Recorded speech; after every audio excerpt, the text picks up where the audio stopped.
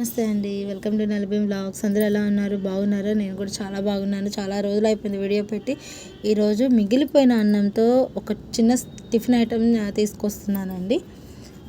దాన్ని పొంగలి. దానికి కాంబినేషన్ టమాటా చట్నీ సూపర్గా ఉంటుందండి. వేడి వేడి పొంగలి, ఆ టమాటా చట్నీ తింటుంటే చెప్తుంటేనే నాకు నోట్లో నీళ్ళు ఊరిపోతున్నాయి. అన్నంతో పులిహోర, ఫ్రైడ్ రైస్ ఇవన్నీ చాలా కామన్ చేసుకోవడం. పొంగల్ కూడా చేసుకోవచ్చు. అది ఎలాగా ఏంటి అనేది నేను మీకు చూపిస్తాను. ఫస్ట్ పెసరపప్పు తీసుకోండి, సరిపడా పెసరపప్పు తీసుకున్నాం కదా, శుభ్రంగా ఒక 2-3 టైమ్స్ బాగా వాష్ చేసేసుకొని నానబెట్టేసుకోవాలి. ఓకే, వీడియోస్ అందరు చూస్తున్నారండి, చాలా సపోర్ట్ చేస్తున్నారు. కొంచెం లైక్ కొట్టి షేర్ చేస్తే బాగుంటుంది. సబ్స్క్రైబ్ చేసుకోండి. మీరు ఇలా సపోర్ట్ చేస్తేనే కదా ముందు ఇంకా కొంచెం మంచి వీడియోస్ వాటితో నేను రాగలను. సో అందువల్ల చాలామంది చాలా బాగా ఫాలో అవుతున్నారు, చూస్తున్నారు, సబ్స్క్రైబ్ చేసుకుంటున్నారు, నచ్చుతున్నాయంట, చాలా మంచిగా మెసేజ్ చేస్తున్నారు. మీరు కూడా అట్లాగే చేస్తే బాగుంటుంది. చేసుకొని వాళ్ళు ఎవరైనా ఉంటే చేసుకోండి. ఇప్పుడు పొయ్యి మీద పప్పు పెట్టేసాము. నానిపోయిన పప్పుని ఒక హాఫ్ అన్ అవర్ నానబెట్టాను అంతే, మరీ ఎక్కువసేపు ఏం నానబెట్టలేదు. చిటికెడు పసుపు వేసుకుంటున్నాను ముందుగానే. పసుపు ఆప్షనల్ అండి, కొంచెం కలర్ కోసమే. వేసుకోవాలనుకుంటే వేసుకోండి, లేకపోతే లేదు. కొంచెం మిరియాలు కూడా వేసుకున్నాను.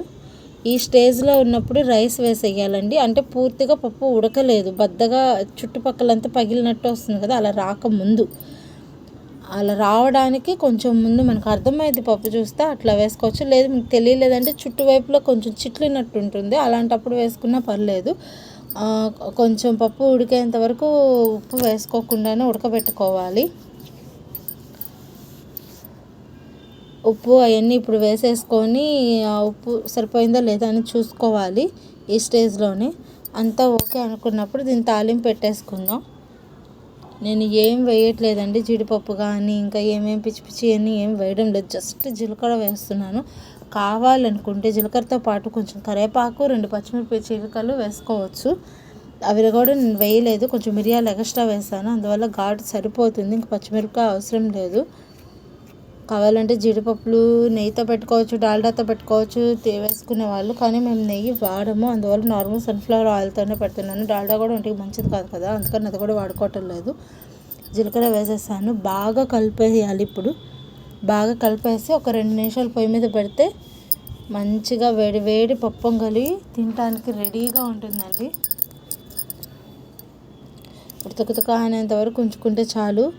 దీంతో పాటు టమాటా పచ్చడి వేసుకొని తింటాం, టేస్ట్ చాలా బాగుంటుంది. అసలు వద్దన్న వాళ్ళు కూడా తినేస్తారు.